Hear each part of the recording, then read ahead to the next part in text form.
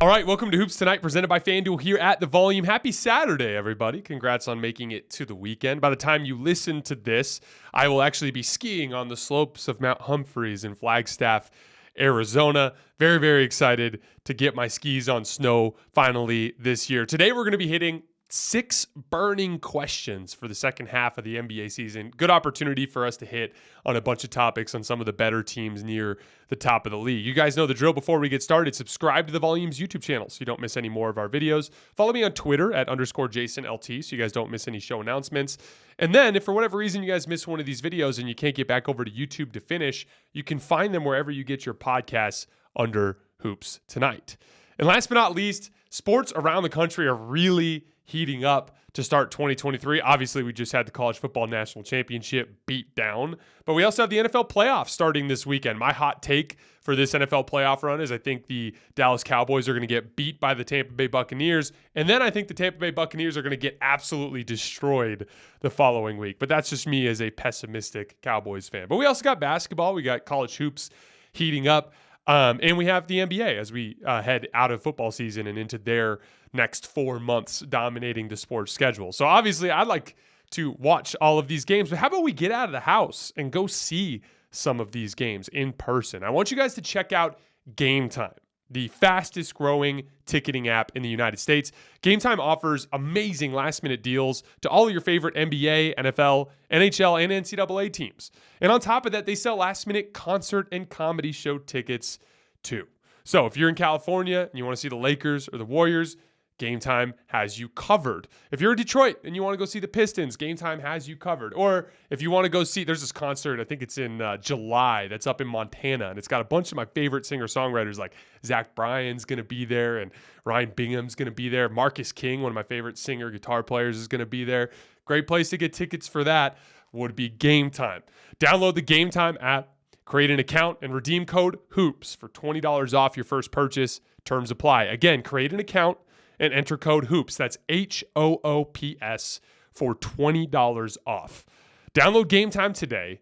Last minute tickets, lowest price, guaranteed.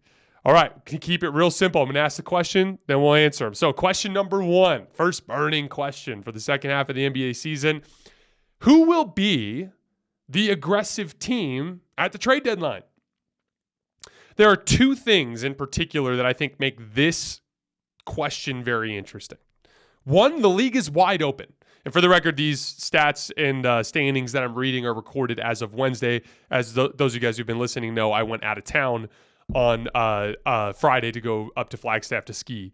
So that's when I'm recording this, and that's when these stats are current. But as of Wednesday, the top 8 teams in the league are all separated by just 4 games. The Celtics, the Nuggets, the Nets, the Grizzlies, the Bucks, the 76ers, the Cavs, and the Pelicans, all just 4 games apart. Then the next 14 teams are all just 4 games apart. So the Pacers, the Mavs, the Kings, the Knicks, the Heat, the Clippers, the Suns, the Warriors, the Timberwolves, the Jazz, the Hawks, the Blazers, the Bulls, and the Lakers, all just 4 games apart. So there are 22 teams right now in the NBA that can conceivably convince themselves that they have a real chance to go on a run and end up near the top of the pile in the standings and have a chance to win this thing. So that is factor number 1. Factor number 2 is there seems to be more available trade targets this year than I can remember in recent NBA history. There are a lot of teams that are likely to become sellers. When you're in a bunch like that of 22 teams, yeah, there are going to be teams that I think will be like, hey, we can go get this thing. Let's go after it. But I also think there will be teams that will pull out and try to see the opportunity to move into the lottery. Because if there's 22 teams that are relatively close to the top, that means there's only 8 teams really competing for those lottery spots, and you could see some teams pull out pretty quickly. For instance, the Utah Jazz. A lot of good players there that could be had. Jordan Clarkson, a good backup ball handler. Interesting guy that I'd like to see someone like Dallas go after, for instance. Mike Conley, similar type of deal. Rudy Gay is an inexpensive wing for somebody who just needs someone who's 6'8" and can do some stuff off the bench. Malik Beasley for shooting. Go to Charlotte. There's Terry Rozier. Jalen McDaniels is floating around in trade rumors. PJ Washington, Kelly Oubre. They're a good spot if you just need a bench wing or something along those lines.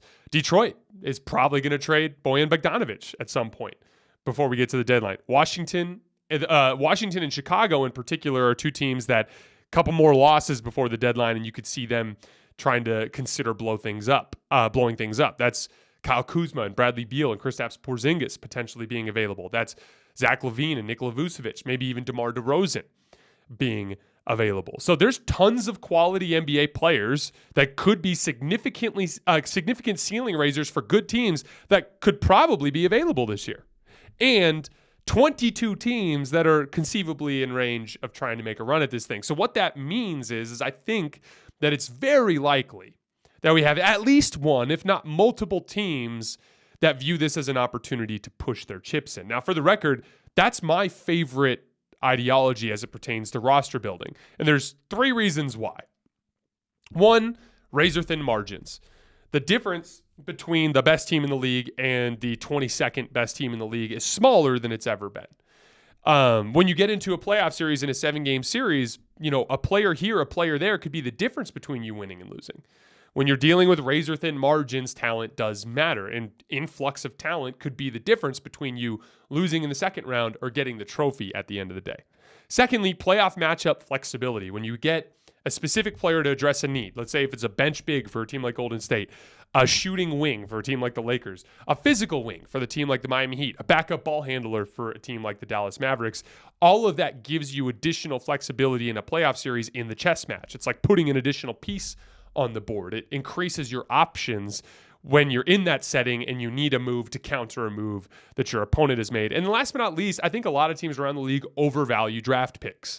The Lakers are obsessed with their 2027 and 2029 first round pick. And the reality is all it really takes is 1 bad season or 2 bad seasons taking on other teams' bad contracts to recoup draft assets. And then cap space in general is worth less than ever because teams are just re-signing players because players want the financial security, and then they work out deals for trades after the fact. So draft picks are just not all that important to me. If you see a 2 or 3 year window to go for it, I'm all about spending your draft picks to go for it there, because then there can be a 2 or 3 year reset window where you recoup those draft assets, and then that can be your cycle. I think personally, in my opinion, that's the best way to go about trying to win in the modern NBA. So I'm a big believer in pushing chips in.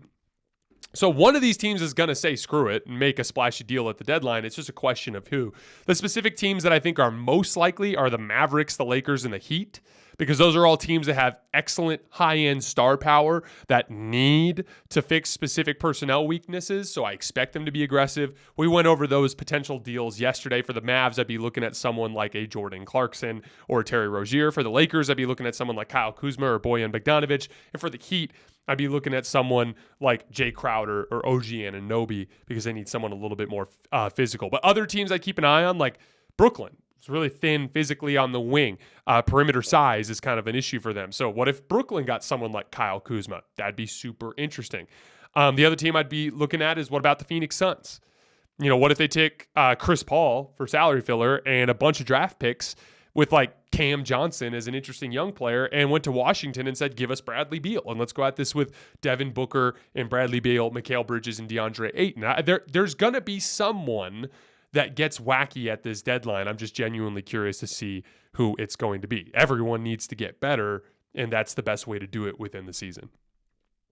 All right, question number 2. Can Milwaukee fix their offense? The Bucks are just 4-6 in their last 10 games, again, as of Wednesday. They're dead last in offensive rating over that span, scoring just 106.9 points per 100 possessions. On the season, they are just 23rd in half-court offense. So I attribute the Bucks' offensive struggles to 3 things. 1, spot-up shooting. They are 19th in spot-up points per possession. Big part of that is Chris Middleton being out, Joe Ingles missing the first chunk of the season with rehabbing his injury, and Drew Holiday, who's been in and out of the lineup all year long. Number 2, they're not running nearly enough in transition. That's always been a huge part of the Bucks offense. Last year, only the Grizzlies ran more frequently than the Bucks. They ran on 19% of their possessions last year. So almost a fifth of their offense came in transition last year. This year, they're a middle-of-the-pack transition frequency team. They only run on 16.6% of their possessions, which ranks 13th in the NBA. So they're not getting out of the half court frequently enough to generate higher quality offense to supplement their offense. When you're the 23rd half court offense, you've got to be looking to run more frequently than that. And then lastly, Giannis's perimeter shooting. Giannis has been the best rim finisher in the league this year, but he only takes about 55% of his shots at the rim. So that means that 45% of his shots are taken away from the rim. So he's taken 322 shots outside of the restricted area this year, and he's only made 86 of them.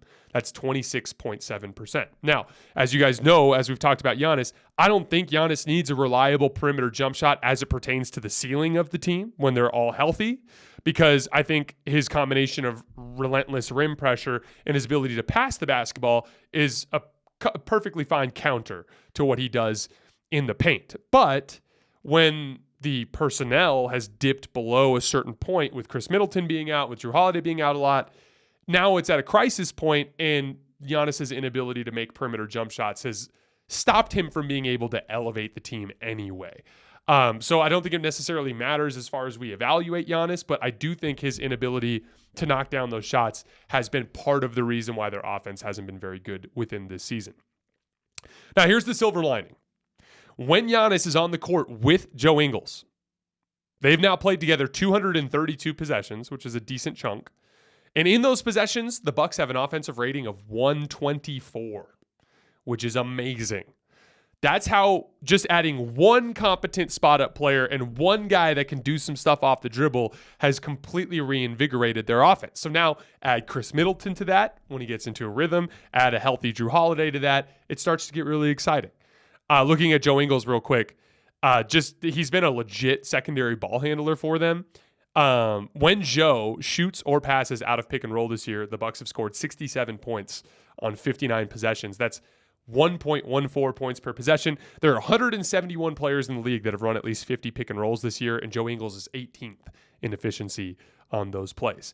So my answer to the question, can the Bucks fix their offense, is yes. I think Joe Ingles and Chris Middleton will give Giannis the help he needs to get the offense back on track, and I actually expect the Bucks to be excellent the rest of the season, and I wouldn't be surprised if they had the best record over from here towards the end of the season.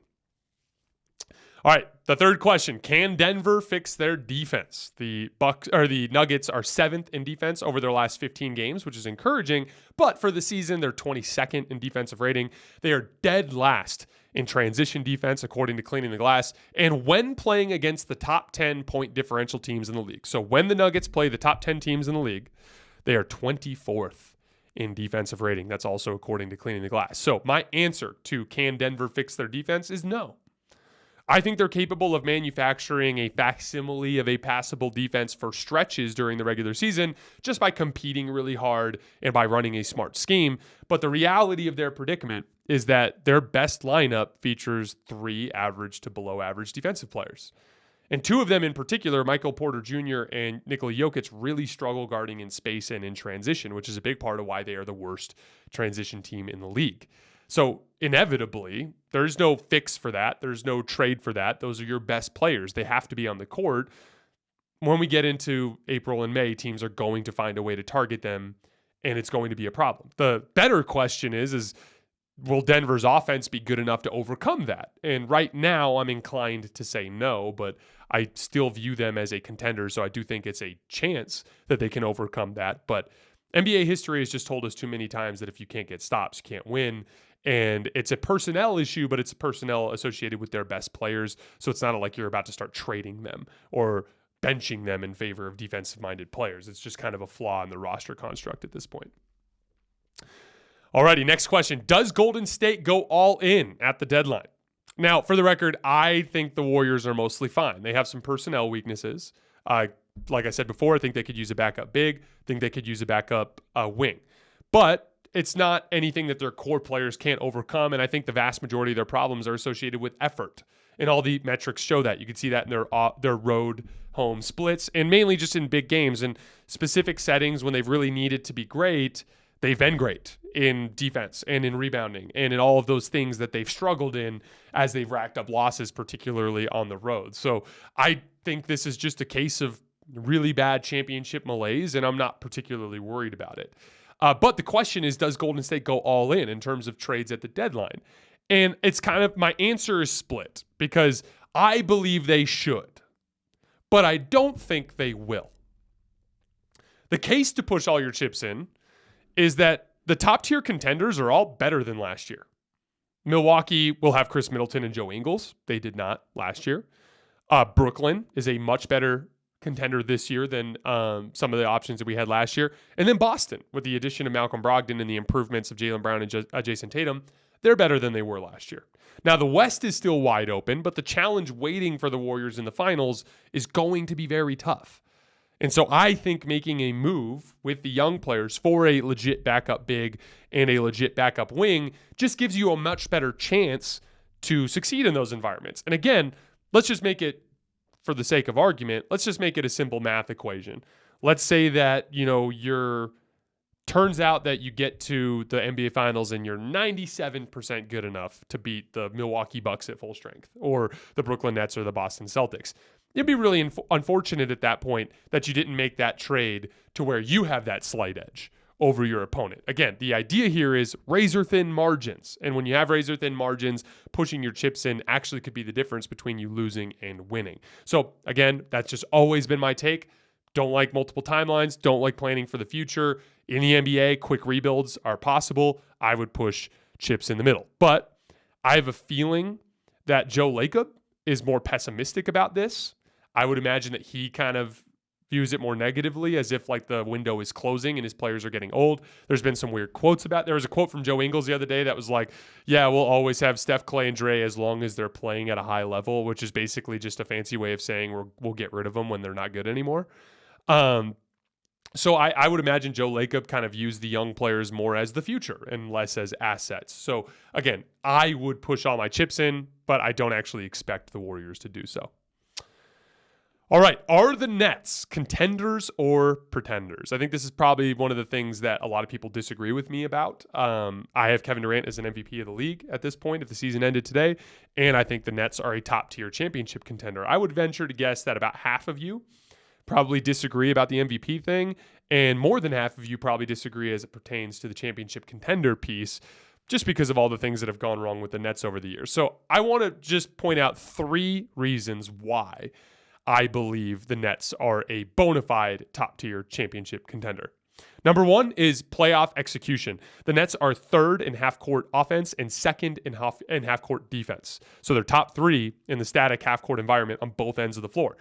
In the static half-court environment, which is mostly what you face in the playoffs because of scouting and just better transition defense, that's where games are decided. And the Nets are great at both ends of the floor in that setting. Secondly, they are an excellent clutch team. The Nets are a league best 16-3 in games that involved clutch situations. So anytime a game was within 5 with 5 or fewer minutes left, the Nets won 16 out of 19 of them. They're outscoring teams by 28 points per 100 possessions in those clutch situations. Most playoff games are close, and the Nets are great at winning close games. And then 3, KD is the best basketball player that I've seen this season, within this regular season, obviously, which is a different conversation. I also think KD has the most to gain by winning. If you really think about what his career resume is, his only 2 championships are with that Warriors team. In the court of public opinion, most people view those championships as less valuable than others. By winning one in Brooklyn, it kind of changes the entire dynamic of his career resume. Now he's a 3-time champ, and it adds legitimacy to what happened in Golden State because you've seen him win without Steph and the Warriors. So I just think he's extremely motivated, has a lot to gain by it. And when I really zoom out from that, they're a great half-court team. They're an excellent defensive team. They are excellent in late game situations, and they have a guy that I think is playing better basketball than anybody right now. That's enough to make you a top-tier contender. They do still have flaws. They rely heavily on pull-up shooting, so when those shots don't fall, it could be problematic. See the Celtics series last year. They're also thin on the perimeter from a physicality standpoint. And so, I worry about them in specific matchups against very strong teams like Boston. But every team has issues. So I absolutely think that Brooklyn is a contender and a top-tier contender that has the same type of chance to win as Golden State or Boston or Milwaukee. All right, last question. Will the Boston Celtics keep their foot on the gas? So this time last year was when Boston really went on their run. As a matter of fact, if you take the last half of last year, so the last 41 games of last year, and the first half of this year, so the first 41 games of this year, they're 60-22. So they're a 60-win team over the course of their last full season's worth of games. They've also won 3 playoff series during that span, and they had a 2-1 lead during the finals. So they've proven themselves over an extended stretch to be a highly capable offense and defense at every single level, except for the NBA Finals. So the question, will Boston keep their foot on the gas? I answer no from the standpoint of the regular season. I think they're content now to just kind of float along and every once in a while whoop someone's ass to prove they can still do it. And you can see that in their recent schedule and the way that they've played. The Celtics are just 8-7 in their last 15 games, but they have massively impressive wins over that stretch. They beat the Lakers, they beat the Milwaukee Bucks, they beat the Los Angeles Clippers, they beat the Dallas Mavericks, they demoralized the Mavericks, and they beat that Bulls team the other night that was playing extremely well. So I view the Celtics as more of a switch flipping team now, which is fine for the record. Like, nothing could change my opinion of Boston either way. Like, they could lose 10 in a row right now and I'd be like, they're just messing around. You know, they could win 20 in a row right now and I'd still be like, yeah, but can they do it against the Warriors? You know what I mean? So like, Boston to me is purely established. All of this is just dress rehearsal for the late rounds of the playoffs. And their biggest enemy is themselves and their ability to execute on the offensive end when the stakes are highest. And the only way that they can prove that is to overcome those shortcomings at the highest level in the NBA Finals. I think they're the best roster in the league. I think if they do overcome that individual problem, that they will win the trophy. That's the type of talent that they have on the roster. It's right there. They just have to go do it. All right, guys, that is all I have for today. As always, I sincerely appreciate your support. I hope you guys enjoy the rest of the weekend, and I will be back on Monday.